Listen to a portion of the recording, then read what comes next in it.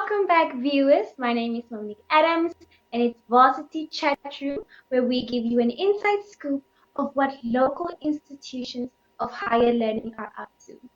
As the MyZone brand, we aim to amplify and feature the stories of youth from all disciplines and corners of Namibia. Take a look at the following promo video to see what else MyZone does.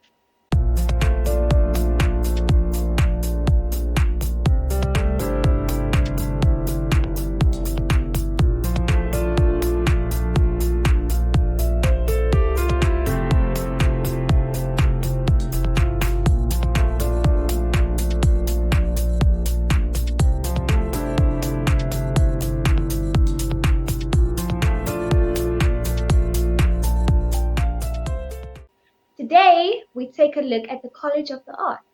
Cota put on a theatre production last week, Friday, featuring art students and one very dedicated lecturer, Mr. Mornay Bota. The production featured two plays which depict the world's current situation, the coronavirus. The first play was a tweaked version of Shakespeare's Romeo and Juliet, and the second, written by one of the students, featured the repetitiveness of life events and how a group of friends decided to shake it up. Here is some footage shot at the theatre school.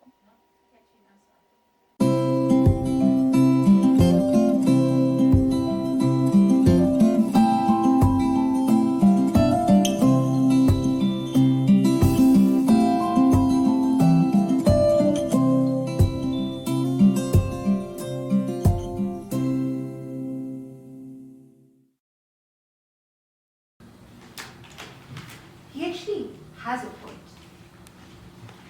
The hoop being the metaphor for life and its obstacles, the ball being us. We keep trying to get through this hoop. We eventually do. What's next? We find another hoop, we try to go through, and so it continues. You see what I'm talking about? This is another cycle. I'm sorry, what? In fact, just realize the false repetition of life. Well, it is what it is. We're stuck here. No. I refuse to accept that. There has to be something we can do, right? No. Something like what Integra. There is no cure for monotony. It was here before us, and we will leave it here for another round of generational repetition. No. We need a distraction or I don't know, we need something, a diversion. No guys, this can't be understood. That might actually work. What will work? Will affect the whole world. Rich, poor, black, white, Christian, Muslim. I'm talking about everyone. The virus could be an airborne virus, so that it could be easier to contract, so that everyone could be on lockdown and keep safe. Just like that other movie. What? So, you actually want to create a virus? I mean, it's not like you create a virus anymore. Athena and I are both scientists, and we've cured a lot of viruses. So creating one would be a ball in the room. Oh my gosh, then they end up hospitalized, but not because of an actual virus, but because of fear. So a placebo effect, so to say. Yes. People will die of paranoia instead of the actual disease. So, a fuss? I mean, just like life, right? You and Athena are both on the World Health Organization board. So it shouldn't be hard to cook this farce into existence and serve it to the masses. Wow, wow, wow, wow. Ooh. So, they still not change your mind about this, huh? No. Nope. Well then. Create some good rumors as to where the actual virus began. Someone in a bet. Or a cat. They're doing population control. That is brilliant! Someone get some wine so we celebrate our ingenuity. Oh my gosh. We only have ciders. Corona to be exact. Who keeps buying those damn Coronas? I swear, those Coronas are gonna be the death of me someday. Like this virus to many. Coronavirus. Coronavirus! Huh. Doesn't he also need a more scientific name for the sake of authenticity and ethicality? What about the novel COVID-19? The what? Coronavirus disease found in 2019, which means it's relatively new. Did I miss something? It's science though. I don't get it either, but I guess that will work.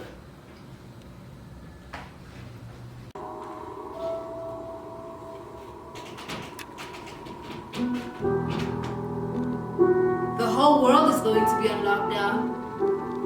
Everyone confined in their homes. Schools closed. Jobs closed. Borders closed.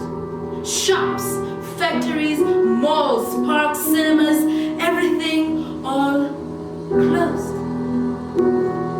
The economy is bound to go to ruins. Unable to go outside and do any of that which you once held dear.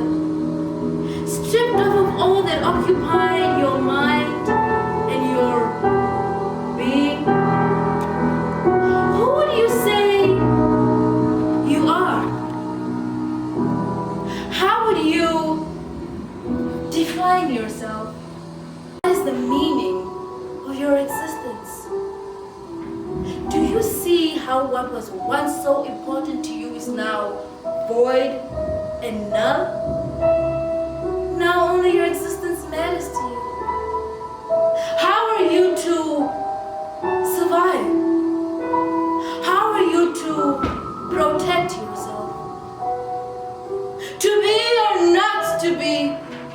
That is the question. Whether it is nobler in the mind to suffer or to watch your mind suffer, watch your mind devour you as it struggles to let go of what you once held so dear. The shaking of your awareness, the torture of nothingness, stripped off of all that occupied your mind. Staged suicide of the world by mankind. Just like that of HIV, AIDS, Ebola, influenza, other diseases and phenomena that shook humanity prior to this. Yeah, another side. A redundant cycle of monotony yet again. A daily repetition of what we think is the ultimate purpose in life. But in reality, a constant nostalgia of something we feel is missing but was never there to begin with. This. We've been here. We've been here. No, no.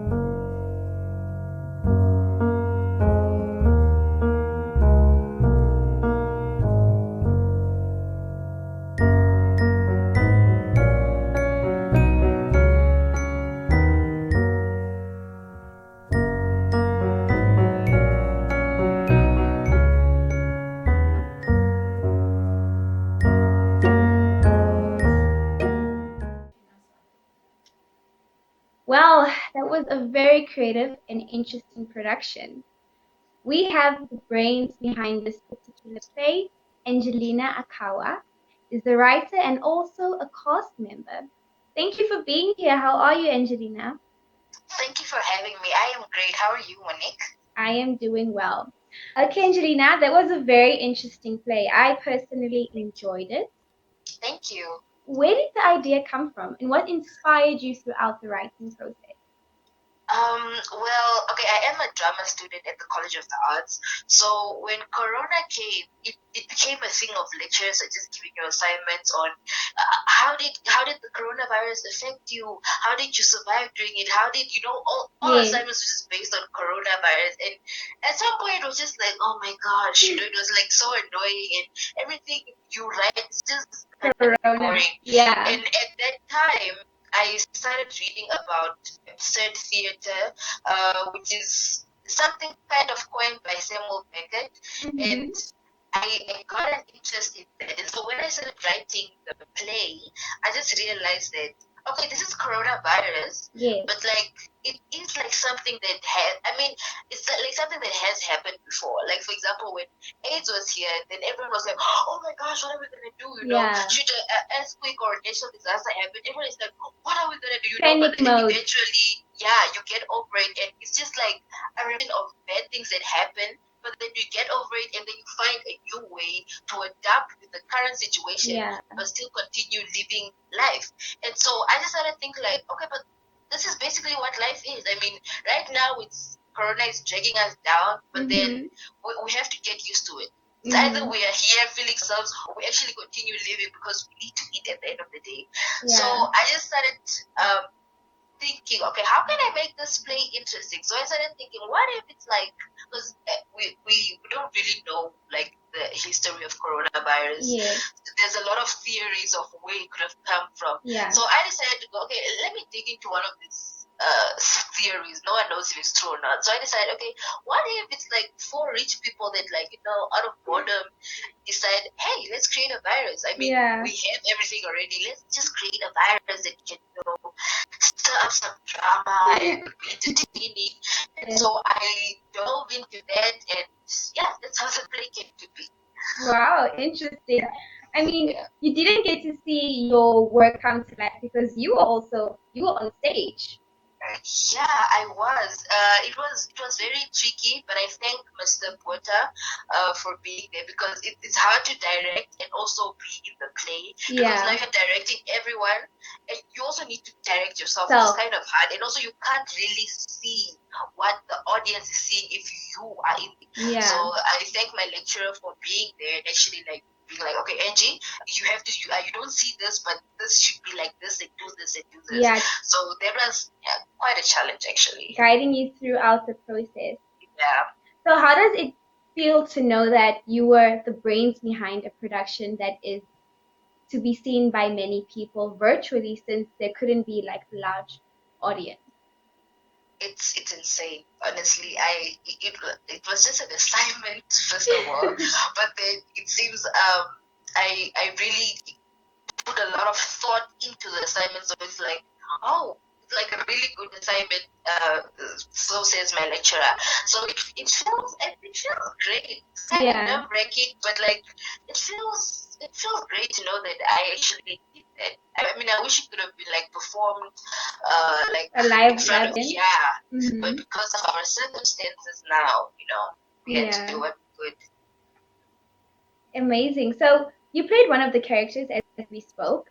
What do you think it takes to bring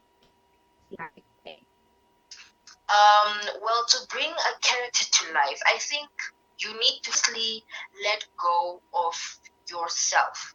So when you step on stage, like my character was Integra Texas, who was a scientist, a neuroscientist, and I'm just Angelina, a drama student. So I need to step out of Angelina and step into a 49-year-old neuroscientist. Yes. So I need to.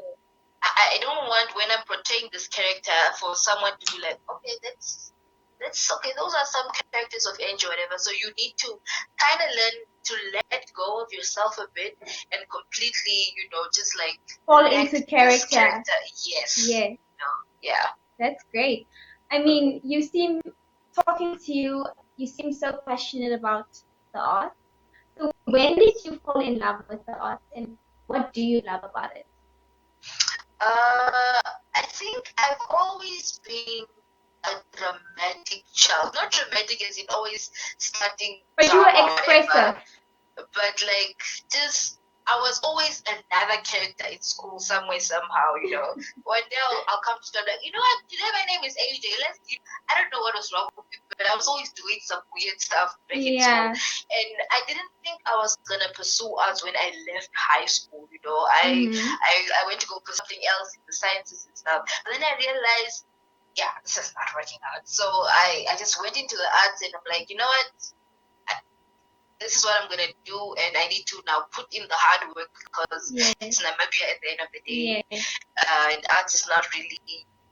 I mean, it's getting there into being respected and recognized, but Yes. it's not the way we want it to be. Yeah. And I love the arts because it's very expressive. It's whatever, It's You get to be whoever you want to be. exactly. It's just there. You do whatever you want. It's your story. It's your Yeah. expression.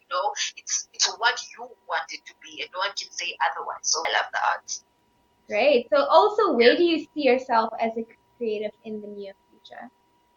I love drama. Like I really love drama, and I do venture into music as well. But I venture into music so that I can be able to bring my drama more, like bring it more alive. For example, so I can write songs for the plays I do. Also and musicals, create the like music. Yes, okay. yes, those type of stuff. So I really want to be a creative director. And as much as I love editing and stuff, I love putting things together and Yeah. making them, come to life. So Right. I love performing things that I have created personally.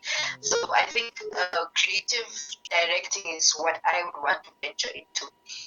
Great, indeed. Yeah. But let's talk about the art entirety. The art has kept a lot of us sane during the lockdown, and even ordinarily when there was no pandemic. So, what can Namibia do to show support to the art? First of all, I want Namibians to actually support the arts because I feel like we Namibians don't actually support this type of things. Yeah. We want it to be free.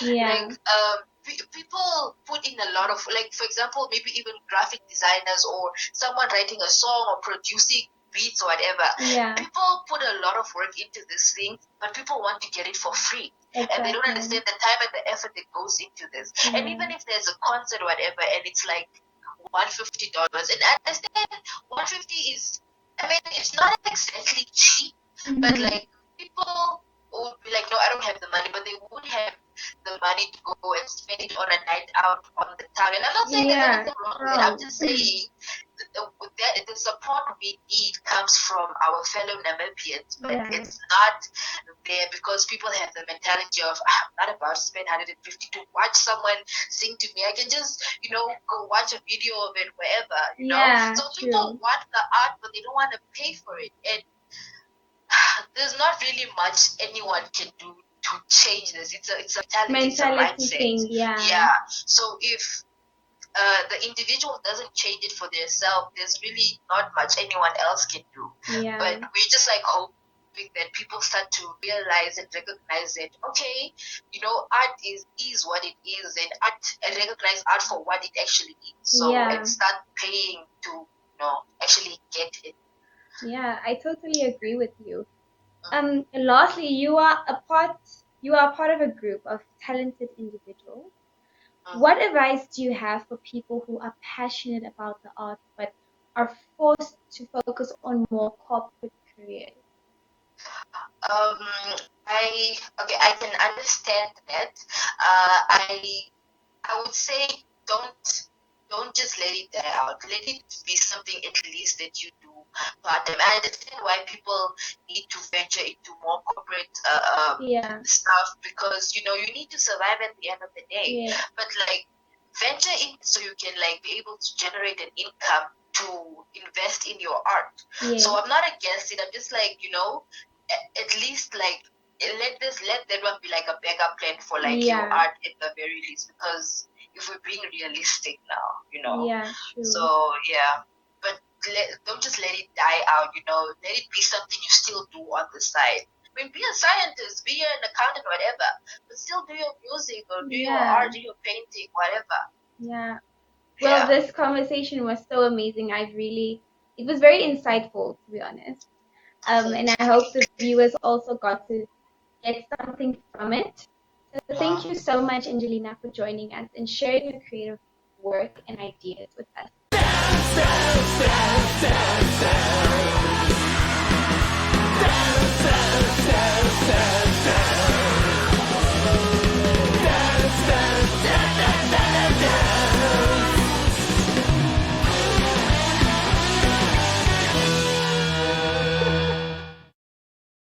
That concludes today's Varsity Chat. So let us know if you enjoyed the play as much as we did. And please join us again next week, same time, same platform, to find who we will be chatting to next. Bye, guys.